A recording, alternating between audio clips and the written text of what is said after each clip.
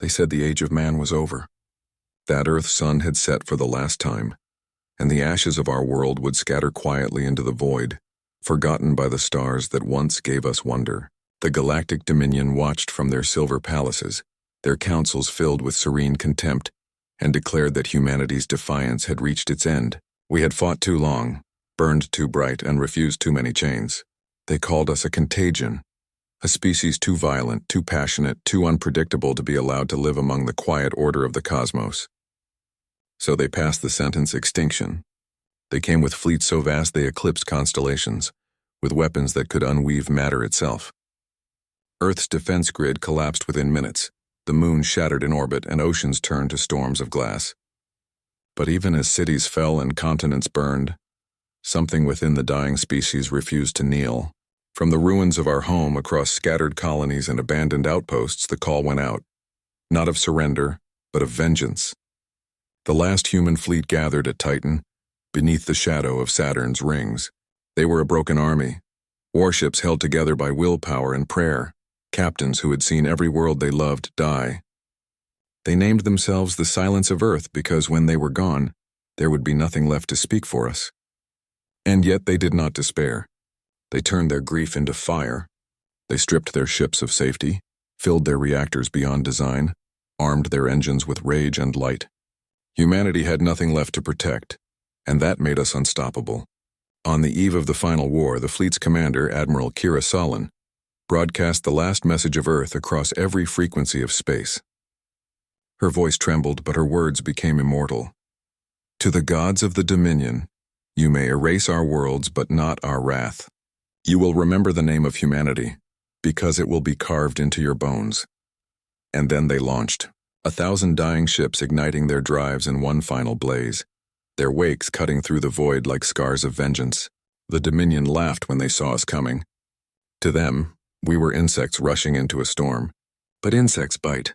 The battle at the Edge Nebula lasted 7 days. 7 days of fire so bright it burned through time itself. Human ships rammed super dreadnoughts twice their size, detonating cores that cracked space-time and turned gods into ghosts. Our captains fought until their hulls became coffins, until their reactors melted into the void. Every explosion was a heartbeat, every dying transmission a prayer. The Dominion began to falter. For every human destroyed, 3 of theirs vanished. They could not comprehend it, how a species facing extinction still fought as if it could win.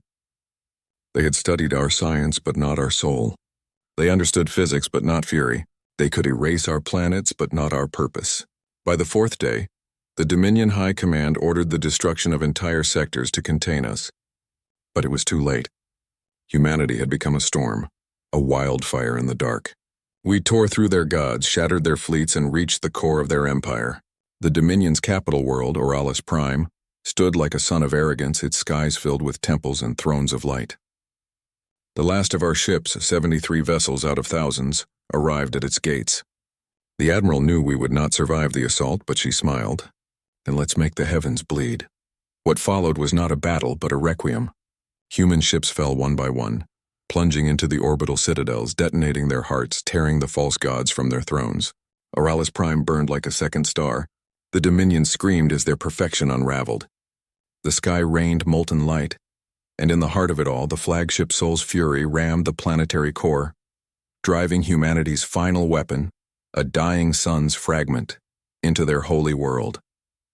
The explosion echoed across galaxies. For a moment, the universe went silent. No Dominion, no humans, just light. When the silence faded, the Dominion's empire was gone, their fleets adrift, their worlds in ruin. The species that had ruled for 10,000 years fell to its knees, blinded by the ghost of a world they thought dead. Humanity was gone, every world burned, every name lost. But in the wreckage of creation, the stars themselves carried our story. The radiation of our final war sang in the cosmic background, pulses that no equation could explain, a rhythm like a heartbeat. And those who listened long enough began to hear it. It said, "We are still here." Millennia passed. New civilizations rose from the ashes, young races exploring ruins of fire and glass. They found fragments of our ships buried in nebulae, the names etched in ancient tongues: Sol's Fury, Titan's Echo, Children of Ash. They could not understand why their scanners sometimes whispered with ghostly transmissions, voices reciting coordinates to places that no longer existed, or fragments of human songs traveling between dying stars. They called them the echoes of Earth, and those echoes spread across time, across light years, across generations. Some races began to fear the old myths, tales of the species that fought gods and won. Others began to worship them. Temples rose, built around shards of our hulls. Our blackened flight recorders turned into relics. The Dominion's descendants, humbled and broken, dedicated themselves to remembering what their ancestors tried to destroy. They became the keepers of the fire, vowing never again to erase passion, chaos, or freedom from the universe. In the end, humanity became what we always were: a story, a lesson, a warning. We taught the galaxy that even in extinction there is power, that even when the body burns, the idea survives. Because we were never just flesh. We were fury made memory, and somewhere deep in the ruins of Aurelius Prime, under mountains of molten glass, one black box still whispers into the void. A recording from the last human voice. Admiral Solon before she lit the heavens aflame. Her words are faint, distorted by time, but clear enough to break the heart of gods. We are the end of your perfection. We are the flaw that remembers. We are humanity, and we are forever.